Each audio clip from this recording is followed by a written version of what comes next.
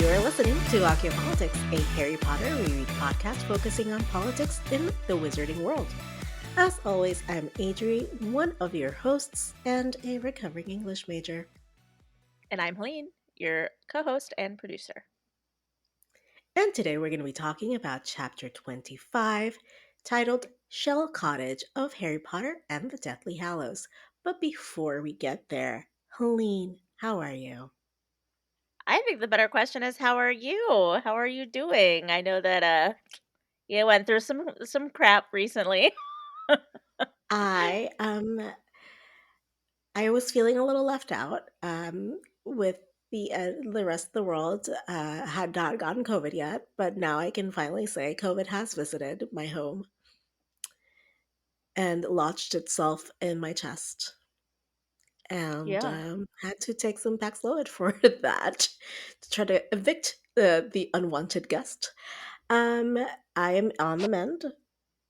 My voice, as you said earlier, has dropped several octaves.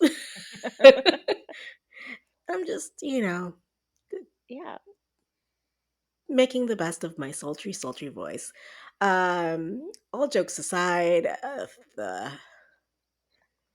scariest part was that actually Olivia, my daughter, tested positive first, and she had like fever and congestion and all that, and like having a 10-month-old baby sick with COVID, super nerve wracking.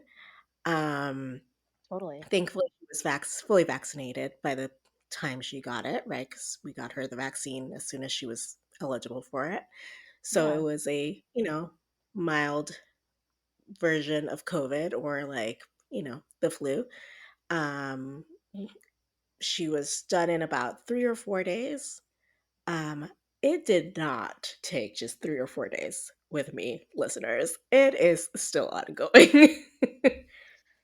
I'm glad that she recovered really quickly. At least that takes a little bit of like that anxiety off of your plate while you have like to physically fight like it out of your own body. You know what I mean? Yeah, no. So I think it was maybe the night I tested positive because I did, go like on it was like a Monday night where I tested positive.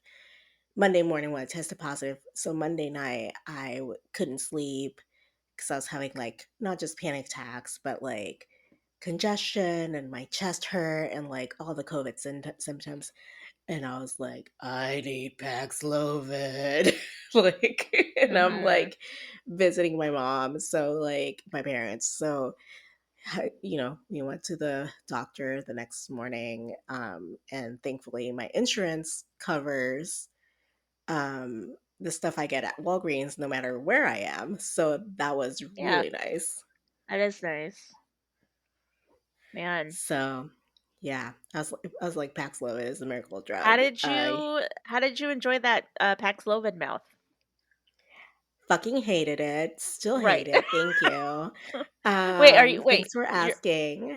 you're not still on it, right? It's only 5 Oh no, days. I'm done with Oh, okay. Paxlovid, but Okay. fun fact, I can still smell it on the milk that I am pumping. Oh no.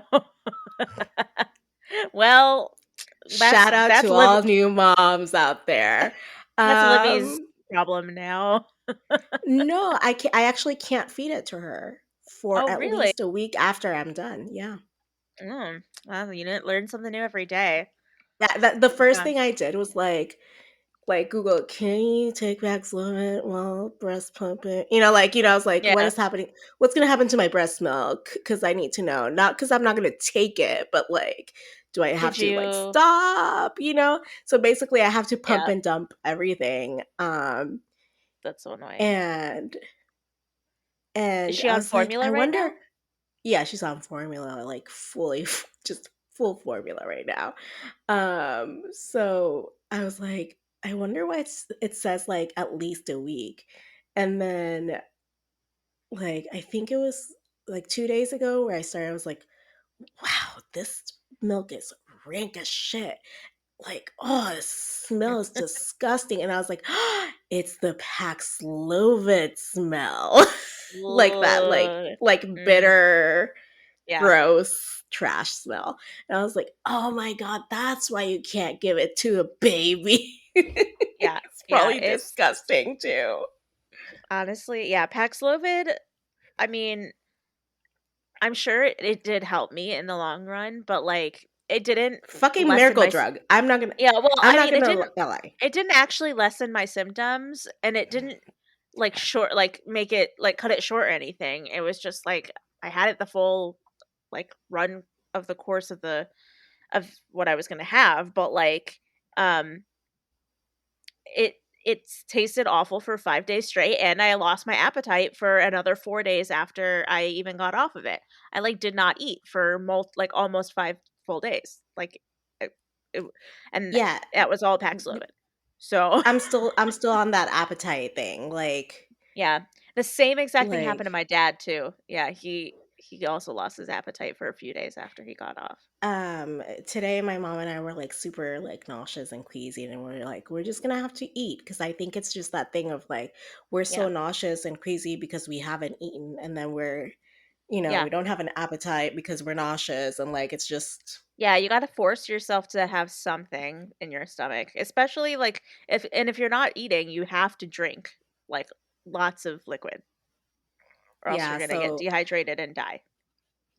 yeah, we were Well, you're not just gonna die, I but you'll probably have to go to the hospital. yeah, no, I had like soup and stuff. Like that's what I've been drinking. It's been helping settle my stomach. But like Yeah. it's just also COVID made me super nauseous and like not just Paxlovid, like COVID before I started the Paxlovid, I was Yeah. already nauseous. So I was like, Fun guys, stuff. I just got done with pregnancy. Like legit. Also, I mean, speaking of pregnancy announcements, like Rihanna, Riri, what are you doing? Like, love you, girl. I support you. I'm a woman who supports other women, but like, you just gave birth, like in May of last year. Yeah, Why would she's you do this pumping to them out yourself? fast. She's pumping them out real fast. Like, what, like, I think she got pregnant 3 months after she gave birth. Like, that is so quick. Helene, There like, are some women out there, though, there are some women out there who love being pregnant. It's weird, but like, I I, know that they exist. I know I gave birth in like, I mean, gave birth is like a laughable term because I was carved open like a turkey, but in April, and I'm like, I can't even ever think about doing it again. And here she is, just pumping Yep. him out. I'm like, I want to support you, Riri. Are you okay? Blink twice, please. Yeah, no, she's super fertile, I guess. And good for her. If this is Yeah, definitely her choice, good for her. I'm just saying, like, as a person who's nauseous because of COVID, I'm like, I couldn't do it. Couldn't be me. yeah. Some people have great pregnancies. I can't imagine. So I So, hear. So I hear. Anyway, how are yep. you? I'm good. I mean, That's it. That's it. Okay, we're good. yeah, like, family's doing fine, life's the same. I didn't have COVID recently. Humble brag. Yeah, I mean, it's kinda nice not having COVID, gotta say. But yeah, no, nothing super exciting with me. But I do wanna discuss this chapter because this one is a doozy. Could you please let us know what happened in this here chapter? Oof. Okay. So, this is the one where the trio spent a few days arguing over whether Harry made the right decision not to go after the Elder Wand, and in the meantime, Griphook has made it his decision on whether or not to help them break into Gringotts. He demands the Sword of Gryffindor in return as payment, and the trio decide to be a little less than honest when they promise it to him by staying deliberately vague on the timeline in which they plan to follow through. After weeks of planning their break in, Lupin stops by the cottage to announce the birth of his son and ask Harry to be the godfather. Finally, Bill takes Harry aside and warns him about the dangers of reneging on a promise to a goblin, especially when it has to do with something that they believe to be rightfully theirs. Whew. Well, Hmm. Yeah, this chapter was ripe for politic choices. I went through a few different options before landing on what I decided to go with. So, well. If you don't mind, I want to go first because I yeah. feel like, and I know from looking at the doc in our text conversations that mine is a little bit more granular than yours in a way. But it's connected. Um, Okay, so after, reading this chapter, I was like, this is the politics of history class, or, what we put in our curriculums, really. curriculum, yeah. And um, to people who are not in the United States or may be in the United States not aware of it, did you know that there are no national history or civic standards in the United States? There are no standards as to which you, No, as like what you need to include in your curriculum. No standards. correct. No standards. How do No national standards. that? I just don't understand how the education system would function then. Well, um, that's the answer. It doesn't. Like, it just doesn't function, Helene. Like, I mean, I had history classes. I just assumed that they had standards as to okay, what they so needed to include. they do, but at the state level, there are no like national overarching standards. Like, there's no, Interesting. like, say, federal, let's say, standard that says you must include this in your history classes. Yeah, I mean, that tracks. Yeah. So each state in the United States develop its own 50 different sets of criteria for what students should learn in social studies. These Wow. guidelines are usually developed by committees of educators, curriculum specialists at the State Department of Education, academics, and community members. States update them periodically, generally every 7 to 10 years, through a revision process. State boards of education, which vote to adopt or not adopt revisions, are the final decision makers. Wow, so it's So we like when have, you're just if you're deciding to like have a family, I never really thought about this, but if you're ever deciding to have a family and you're trying to figure out where you should live, like this is probably something that people should be considering then. and also every 7 to 10 years, you may have to move, Helene, if that's what you're doing. Yeah, that's true. Stupid.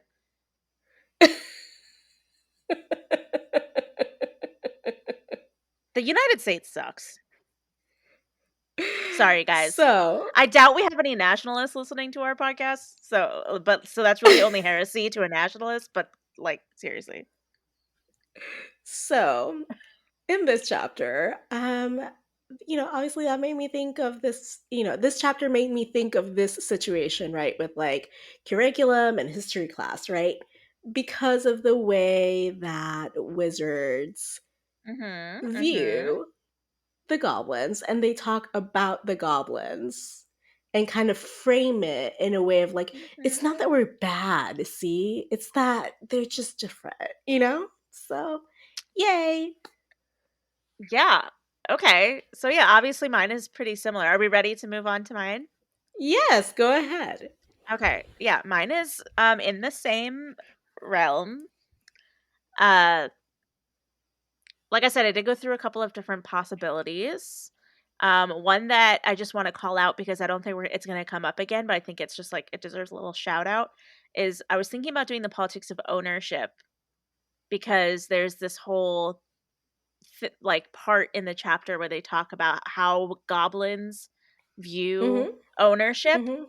and Mhm. how um, goblins specifically view anything that is made by them as belonging to them and like loaned out to the person who purchases it, and then if that person who purchased it like passes it on to a different wizard or witch, rather than returning it after they've died or stopped using it, then they view that as theft. I just thought that Mhm. was really interesting. Like, I don't know if they were going for like a metaphor or whatever. It was just a very, I thought about doing that. We're not. That's not what I chose, but that was one of the contenders. However, what I decided to go with, and I still couldn't even choose between two different ones, so I have a combo. Mine is a combo politic this chapter. It is whitewashing and historical revisionism. I'm sure that you guys have all heard both of those terms in some aspect in your lives. So I'll just recap what they mean so that we're all on the same page.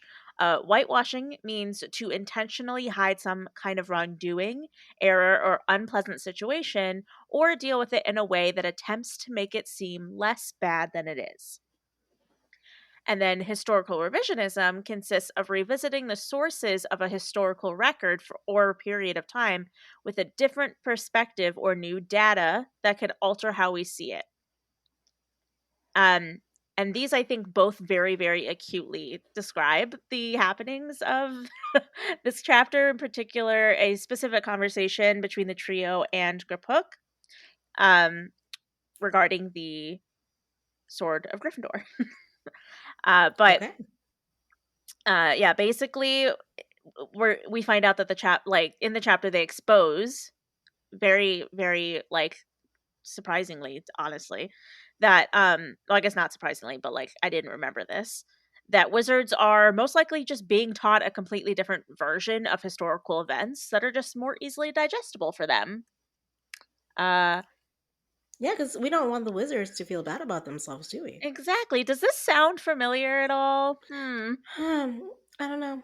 I I don't mean, know. I don't know. It just sounds like it's like, oh, it's something about it just sounds so I can't put my finger on it, Adri. Oh wait.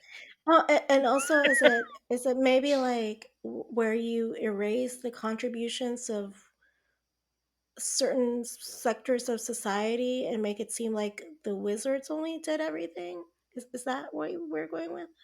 Yeah, but then it's also like, changing history to make a specific race or, Group, you group, know, group look better or even just or like the feel, savior, right? yeah, or just even feel better about themselves. Um I mean, listeners, if you haven't caught on, I am obviously referring to the debate around critical race theory in this country right now, happening in this very moment.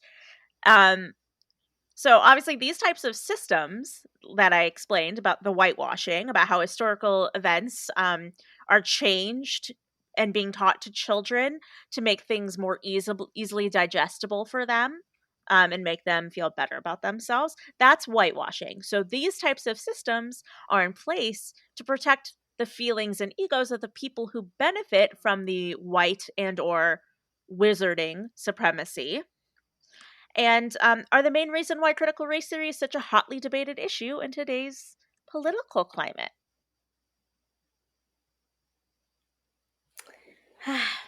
Gorgeous, lovely, beautiful. Yeah, yeah. Didn't think that we would get critical race theory like in Harry Potter, to be honest. I did not Oh, really? expect that. No, I Oh, forgot that I I forgot kind this of did. happened.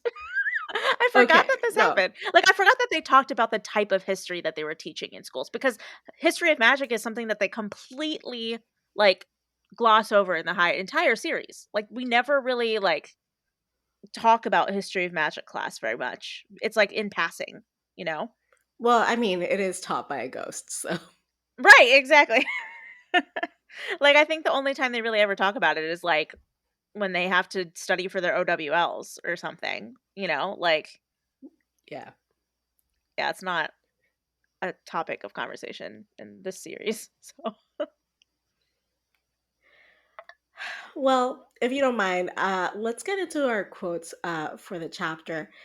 yeah. So, for the politics of curriculum or history class, I chose this following quote: "We are talking about a different breed of being," said Bill. "Dealings between wizards and goblins have been fraught for centuries. But you'll know that from history of magic. There has been fault on both sides. I would never claim that wizards have been innocent. However, there is a belief among some goblins, and those at Gringotts are perhaps most prone to it, that wizards cannot be trusted in matters of gold and treasure, that they have no respect for goblin ownership. I respect," Mm, Harry began, but shook his head. "You don't understand, Harry. Nobody could understand unless they have lived with goblins. To a goblin, the rightful and true master of any object is the maker, not the purchaser. all goblin made objects are, in goblin eyes, rightfully theirs. This would have been a good quote for the ownership thing I was thinking about. Yeah. Yeah. So I chose this quote because it shows a lot of different levels to the politic, right? So we have on the one hand, you know, Bill, who we think as like progressive and like open Mhm. minded, saying like, hey, look, here's the deal. Like, you think things are this way, but I know from like working with them and being in close proximity to them that they think this way. And on the surface, might say, well, Bill is being like a quote good guy. But he's not like saying, on the other hand, like, well, humans or wizards think of ownership this way, and goblins think of ownership this other way. I'm not saying who's right or who's wrong. There is a cultural difference, right? Like, he is saying, like, there's us versus them, He is very much right? Which othering them. Exactly. So instead, because if goblins were the people in power, or like the beings in power, the creatures in power, then wizard ownership like wouldn't be the prevalent way of owning, right? Like, everything is based on who has the power to like put down the modes of thinking, or the ways that society lives, right? So in a way, and I want to be like super sensitive to this, right?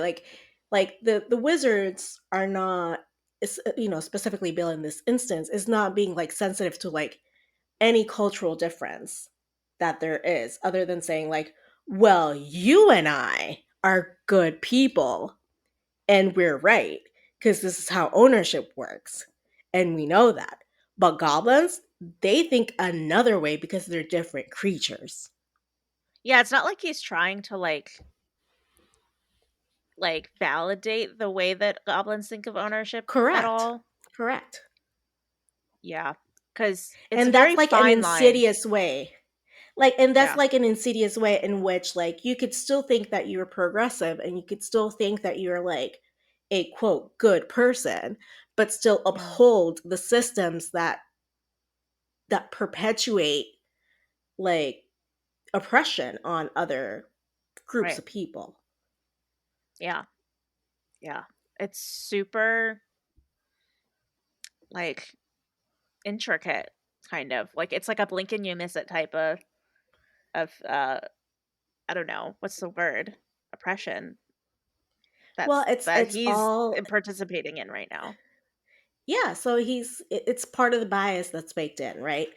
So, and then there's that mention of like, you'll know that from history of magic, like we've all learned this in school, but also like, where do goblins learn their history, right? Like, where's their Right. educational system? Like, so like, who makes the decisions, and like who regulates that, and like all of these things that permeate that like one quote is steeped from, hey, um this conversation could have been had like a completely different way, and maybe they could have gotten to the same conclusion, right? Which is like, let's trick grip hook, right? But not like, let's trick him because he doesn't understand ownership in the same way humans do. Yeah. I think by Which is this like point a in this like a chapter they co- had already decided to trick him though. So, oh, okay, yeah, but you know what I mean, like, yeah. it's like, but it's like,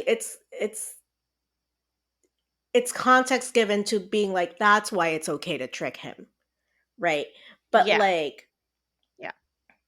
but I think where I'm trying to get with this is, um a lot of times when we see like a cultural difference, we want to judge from our perspective instead of try to like look at things from other cultures' point of view, right? Yeah. And who is to say like that your culture is right and theirs is wrong or whatever, but that's Right. kind of how Yeah. that usually goes. So instead of like taking a step back and like thinking like, am I participating in the system of oppression, or da, da, da, like all these things, it's like, oh no, that's Totally. what we learned, and that's what you should follow. Right. No. Totally. Yeah. But what about And you? I Let's go. Let's move on Right, to really quick though, one thing I did want to say because I think that like obviously in this chapter we are kind of like deep diving a little bit into what the goblin culture is and like what their beliefs are about certain Mhm, things and stuff like that.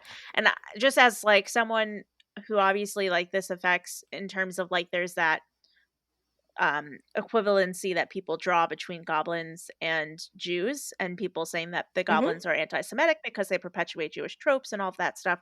I just have to say, like, as a Jew, someone who's been a Jew my entire life, my parents are both members of the clergy. I was extremely like raised in a very religious house growing up for 18 years, so like I know most of what there is to know about Jewish culture and traditions and things like that. Um, this I don't see a connection and a metaphor here for mhm, Jews. And so this is the type of thing where like when I first heard that goblins were anti-Semitic, I thought that like I was completely caught off guard. And I thought that was kind of like a false equivalence. I thought that people who I thought it was like calling them anti-Semitic felt to me like a perpetuation of Jewish tropes because they saw a thing in a fictional work that liked money or handled money and they were like, "Oh, that's Jewish." I'm like, "Isn't mhm, that in itself like perpetuating a Jewish trope by immediately seeing something that has to do with a creature liking money and saying that that has to be anti-Semitic, like has to be a Jewish thing?" It's like I didn't mhm. see it that way. So people telling so one thing I got to say just out there is I don't like when people tell me that I should be enraged about something being anti-Semitic. I think that as a Jew, I should be able to decide for myself if I feel that something is anti-Semitic. And just like things like this, where we're talking about like this idea of ownership and how they handle it and all that stuff, I personally, and I could be missing something, but I personally do not see anything that has anything to do with Jewish culture in the way that I know it as like a metaphor, like for this being a metaphor for. So I think that it's grasping at straws, and it just reminds me that, like, yeah, my instincts were right. Originally did not feel like goblins were a super anti-Semitic trope, and there are other things that, like, can be, like, I don't know, matched to it, throughout the series that you could look at it a bit like, okay, yeah, that does kind of remind me of Jews and like everything. But like because I am a Jew and I read everything that has to do with the goblins through that lens because I've been told that I should be enraged about this being anti-Semitic and I'm sitting here reading it and I'm like, is it though? I don't know. It's just something to think about, honestly. Okay. Well, I'm not reading it through that lens, Right. like necessarily. I always read it through the like, okay, so there are other magical beings in this universe who presumably can do, who like can not presumably can actually do magic. There's slightly was different from the wizards, like the humans, Yeah, yeah, yeah. um, and like these are like groups of beings that are kind of oppressed by the system, and like so I view it through that lens. Totally. Yeah, I mean, I think it makes sense that we would view it through different lenses, and I think that it helps because then it like we get to hear the perspectives of the different lenses too. So I think Though that I is I really do cool. I will say, and this is not a defense on people who say like you should be like mad about the anti-Semitism or stuff like that. I Yeah. think where a lot of people get that from is that usually in like lore, like the figure of goblins was used as an anti-Semitic trope. Yeah. So In her inclusion of yes. goblins in this raised those flags for a lot of In the people, those history, sensitivities. yes. In history, goblins in general were seen as that. But they Oh, also no, no, but are that's just what I'm like a saying, that yeah, that's where people yeah. get that, like, They're sensitivity yeah. from. Yeah, but yeah, on the flip side though, they're also just like a fictional magical creature that No, makes I sense to understand have in what this yeah. world. So, yeah, there's just it's two parts of it. Just and it's just mainly because most of the people that are telling me that this is anti-Semitic and that like I should be mad about it are people who are not Jewish. No, I So, understand that. I'm not it's saying, just yeah, well, there are things that people are like, "You should be mad about that because that's racist," and I'm like, "I'm not mad about that. Actually more mad about this other thing that you don't right. think is racist, that is Yeah. actually racist to me." Yeah. Yeah, So exactly. I get it. Like, you can't tell me what to be mad at when you have not lived my experience. Exactly. Right. No, I understand that.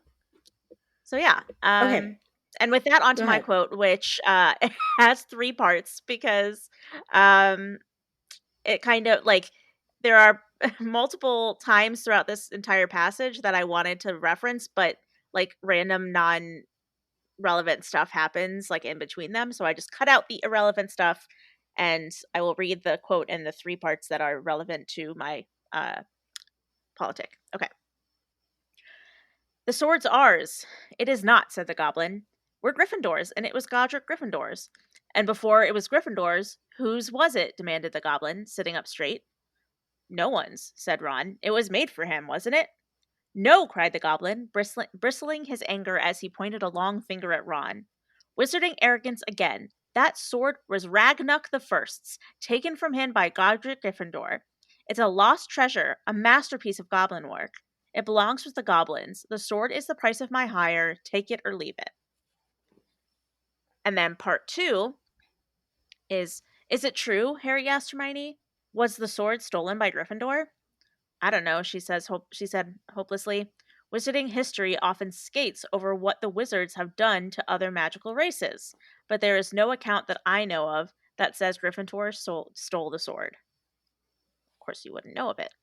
And part three. The idea that Gryffindor might have stolen the sword was unpleasant to him. He had always been proud to be a Gryffindor. Gryffindor had been the champion of the Muggleborns, the wizard who had clashed with the pureblood loving Slytherin. Maybe he's lying, Harry said, opening his eyes again. Griphook, maybe Gryffindor didn't take the sword. How do we know the goblin version of history is right? Does that make a difference? Asked Hermione. Changes how I feel about it, said Harry. Yeah, I mean,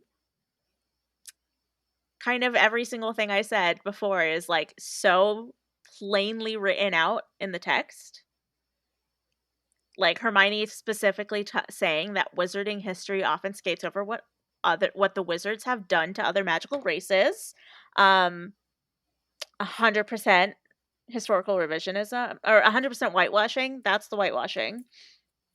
And then literally like the wizards deciding to teach that the goblins made the sword for Godric Gryffindor and therefore it is his, and not teaching that the sword was actually a goblin's first and that it was taken by Godric Gryffindor from the goblin would be the historical revisionism. Of course, like Harry says, how do we know the goblin's version is true? I mean, obviously, we don't 100% know for sure as the reader, but I mean, I'm inclined to believe that the version that shows the white wizarding supremacy equivalency here as the oppressor is probably the true version of events. I would err on that side personally. I don't know about you. I mean,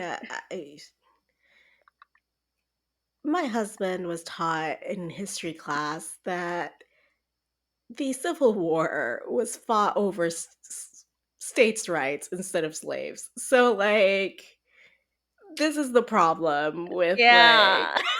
not having a national standard for Yeah. history class.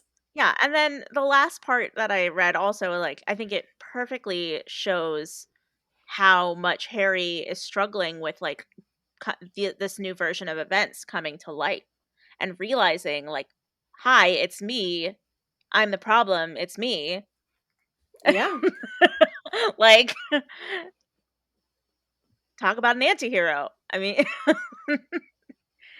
so it was just very uh kind of mind-blowing reading this chapter again through this lens. So, Well, I mean, and if I may, like, we can move back to like the character pretty soon, but like, in the grand scheme of things of the entire series, like we see this time and time again of like the main characters obviously are wizards, and like Yeah. the plight of the wizard is the most important plight, right? So, and everything is done in service of the wizard, and everything is taught in service of the wizard. But like, do we get any other like backstory on like other magical beings? Not really. Where do mermaids or mer people like learn whatever they learn? What do they actually do, Helene? We don't even know. Like, like what do other magical beings like do other than like be house elves and like goblins at Gringotts, or Yeah, I mean, it wasn't until you called out earlier in the chapter, like, "Oh, where do goblins learn their version of history?" It's like, I hadn't really thought about it, but, like, Hogwarts is literally specifically called the school like, Hogwarts School of Witchcraft and Wizardry, and, like, it's like they metal specifically forging and gold. Like, yeah, so, where like, is that? if if a goblin wanted to go to Hogwarts, like, he would be discriminated against, and I think a big part of that is like, a huge core of the problem, especially between the goblin and wizard relations, is that goblins are not allowed to have wands. And Why? like Are they who worried is that the they will not become too allowing? dangerous? Yeah. Like Like, are they what is worried the that they're gonna, like, allowing? try and, like, overtake wizarding kind if they have too much power? Is it because wizards did that first? You know what I mean? Like, Right. Like, they don't wanna give more power to people who might have hold grudges against them, so they're like, "Well, you know." I don't kinda like, at this point, I'm surprised goblins haven't tried to make their own wands. They work in, like, creating things, right? Like, mhm. I'm surprised they haven't even tried that yet. Maybe they will. I Maybe mean, there will be another maybe goblin they have. uprising. Yeah. Maybe they have. So there's like, there are other magical beings of like, so where do they go to school? Like where do Right. they learn their trade or their craft, or like, oh, Yeah. are they even allowed to have schools? Like all these like little details that we have no idea about. Right. Exactly. Um but sure, let's keep talking about how like in Brazil there's like another like fucking witchcraft and wizardry school. Whatever. I'm just gonna calm down because I get upset about these I mean, things. that this chapter is really enraging, and it sucks because it's like it makes all of our like main characters, our heroes that we love, look like awful shitty racists. Like, it does not make us feel good about our favorite characters here. Like, Surprise, we're all the problem. I mean, right? Yeah, and I don't think that that's what the author intended. I don't care about what the author intended. The author could Yeah, intend 10,000 things, but yeah, no, it's kind of just mind blowing. All right, let's go back. Like, we already talked about how kind of we see the politics in the series, but let's talk about our characters. For me, Bill was the character that I chose Yeah, to show this politic because of the reasons that I had already discussed, being that we tend to think as Bill as like this progressive, like cool person, and then we're like, oh wait, but the way he talked about it was very indoctrinated in the way of like there's, we're in the right and they're in the wrong. yeah. I have to And this warn is you about why. goblins, right? Yeah. Yeah. Yeah, yeah, for sure. Bill has some explaining to do. Well, he has um, some unconscious bias, as we do all. yes, yes, for sure. My character was Harry because, especially like as shown in part 3 of my quote, like he is the one that seems to be struggling the most with kind of learning that he's the problem. That wizards are the problem. And Hmm. struggling with, "Oh, I thought Godric Gryffindor was a good person." And like learning that Godric Gryffindor might be nice to muggles, but not a good guy towards goblins, like it's causing him a lot of cognitive dissonance. Well, they say never meet your heroes, right? Right? Yeah. Yep, yep. Honestly, we're all a little bit problematic. It's just that some of us are a little bit more than It's others. like you're making me think of have you ever seen or listened to the soundtrack of Avenue Q? Oh, of course. Love Avenue Q. So there's a song, obviously you will know this, but listeners might not know this. There's a song in that musical called "Everyone's a Little Bit It's a Racist," little bit racist, yeah. and so that's what that's what's making me think of that song. If you guys are interested to learn more about what I am talking about, just go look it up. It's just listen to it. I can't explain it. It's I don't even want to it's try to great. explain it. Yeah, I think it's an experience that everyone must go through. yeah, for sure. And you know what else is an experience? Feeling the chill of a Dementor. And so it's time for our Dementors and Chocolate segment, where we Yes. talk about what we hated and we liked in the chapter. Helene, this fine evening that we are recording, what was your Dementor in chapter 25? Yeah. So I mean, I already kind of said that like no one is excused from the racism in this chapter really. Like all of our main characters are showing some problematic things. However, I have to call out one in particular and you will not be surprised listeners which one it is. Ron Do. particularly was being a pretty little racist little shit in this chapter of all the people. And I think that that's like I think that was intentional because like he was raised in a like pure blood wizarding family. He had no not saying that like the Weasleys were teaching him bad things, but like he had no exposure to like any other type of world or lifestyle growing up. Um which is why he was like so weird about the house elves and he's very sheltered. So like I get it to a point, but it's like dude, you got to just like grow and be better because specifically this quote that I pulled it says it'll be one of those goblin stories, said Ron, about how wizards are always trying to get one over on them. I suppose we should think ourselves lucky that he hasn't asked for one of our wands. Like, he's worse than Bill in this moment. And I think that's because Bill actually has interacted with goblins on a very like a lot and he has friends who are goblins and coworkers and colleagues. But it's kind of in Um the same vein though. You know what I yeah. mean? Like Yeah, but like what Ron said, like what Ron says is super crass, but it's mhm. in the same vein as what like Bill was trying to say a little bit more like Yeah. eloquently. Ron's is just a little bit more like, black and white, I think.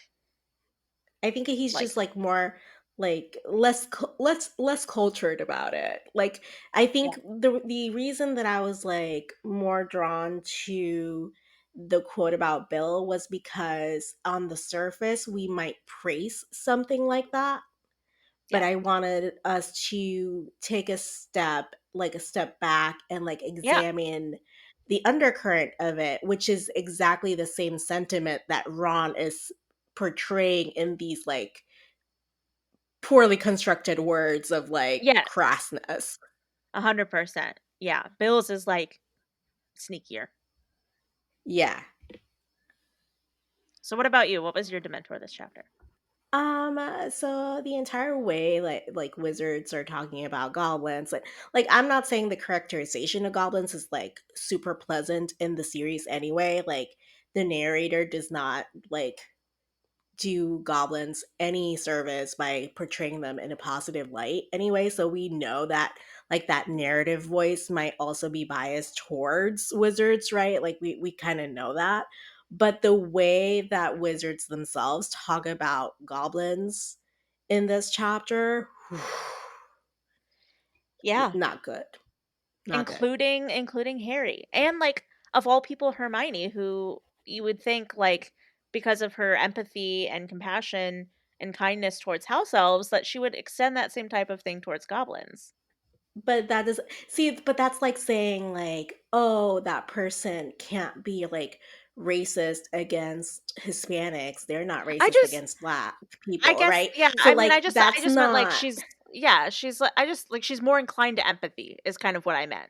No, no, You know no, what I I mean? understand, but I'm what I'm trying to tell you is that like I understand where that sentiment is coming from, Yeah. but that's also like the same way that I have dealt with a lot of racism and discrimination in my Yeah. life. When I call it out, people are like, "Oh no, no, no, I can't be that because I don't discriminate against like For Yeah. example, African Americans. I'm like, yeah, you don't discriminate maybe against African Americans, but you definitely discriminate against Latinos because they maybe have Spanish for their first language, or Right. some No, like totally. other things like that. So it's like there's 100%. more than just like one way of being discriminatory.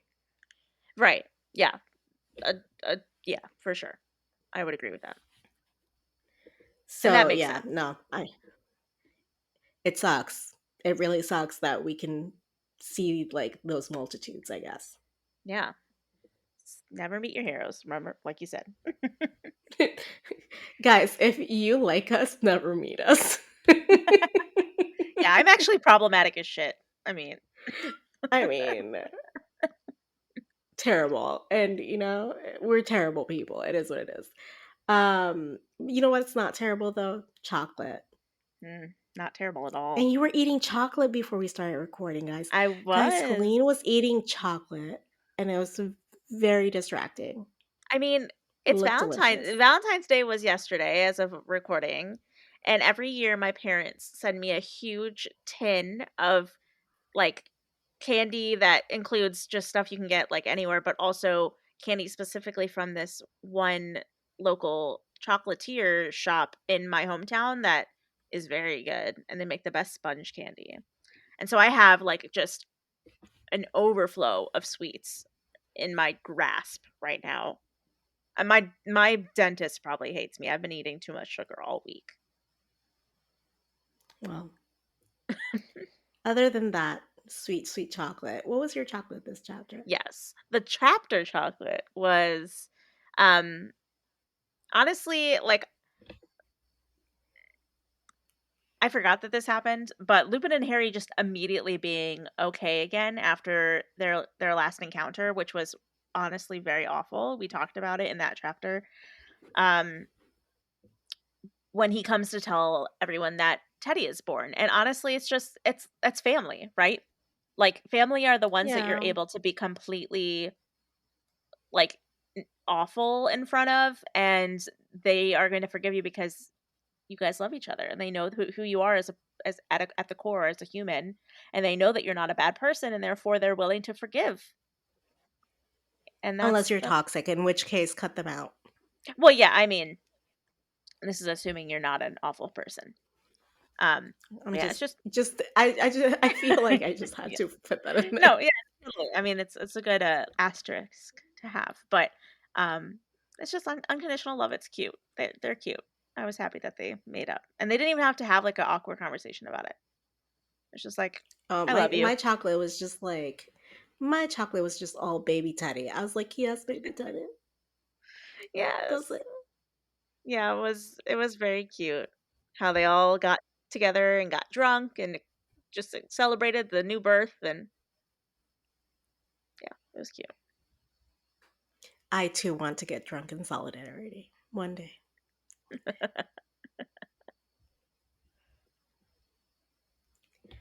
All right. I think it's time, Helene, for us to wind down this podcast and talk about the media we've been consuming. Heck yeah. Um, Oh, tell us all about what you've been consuming, please. Yeah, so I finished Game of Thrones since last time that we just had chatted. So, Oh um, my I goodness, you've been busy. yeah, I have lots of thoughts, and I will just say because I don't want to spoil Game of Thrones for people who on this podcast who haven't watched it, but I will just say for anybody who has watched it, you'll understand this. Daenerys was my favorite character, and still is my favorite character the entire show. So, how do you think I felt at the end of the series? How do you think? Just imagine. And that's all I'll say. Um, All right. All right.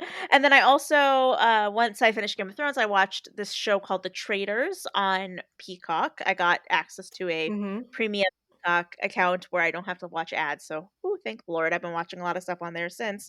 And there's a show, it's a new show, it's one season so far called The Traitors. Mm-hmm. And it's very similar to The Mole, if you've seen that on Mm-hmm. Netflix, which is, I thoroughly, thoroughly enjoyed The Mole.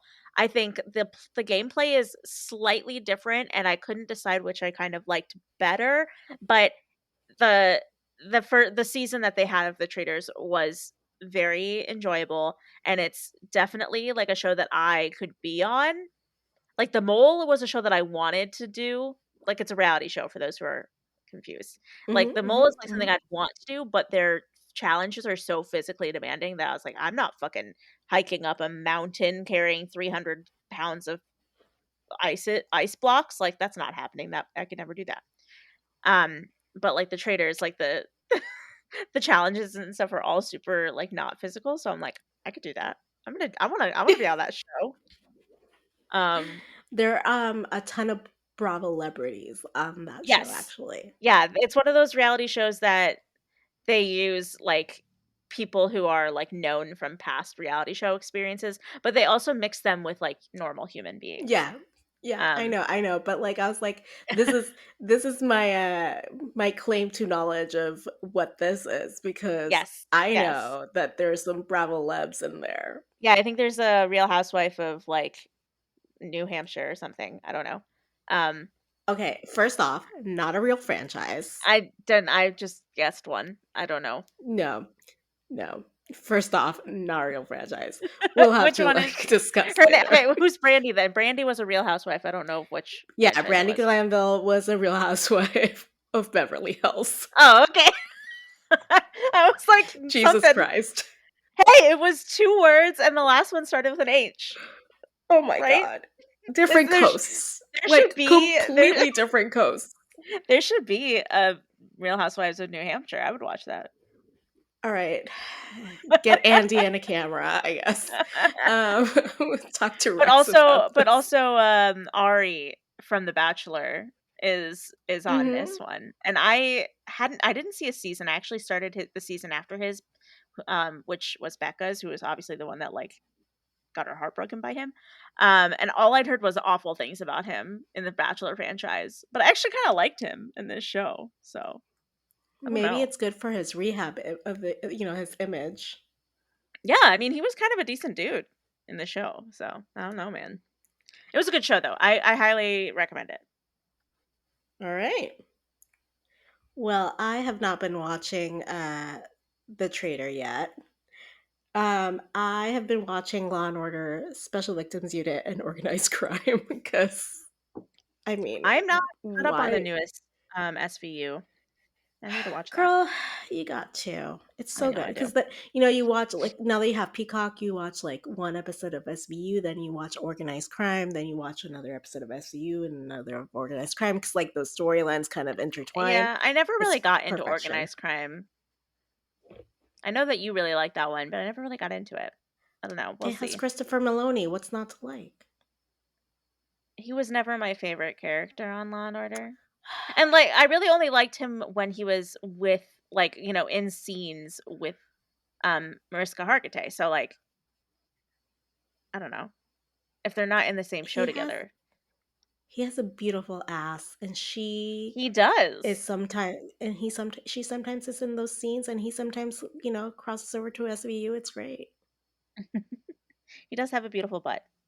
That's for sure. God, it's beautiful. Just he's a beautiful man. He has charisma. He's That's what we Italian. call He's got that it. zest.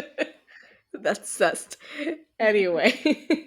That's it for today's episode. On that note, please join us next week. Well, let me start over. Please join us next time to talk about chapter 26 of Deathly Harry Potter and the Deathly Hallows, titled Gringotts. Oh yeah, that's a short chapter name. If you've enjoyed this conversation, please take a second to give us a 5-star rating on Apple Podcasts or wherever you happen to be listening to us right now. It helps new listeners find our podcast and it makes us feel good about ourselves. Just being And the honest. world. And until then, politics vanished.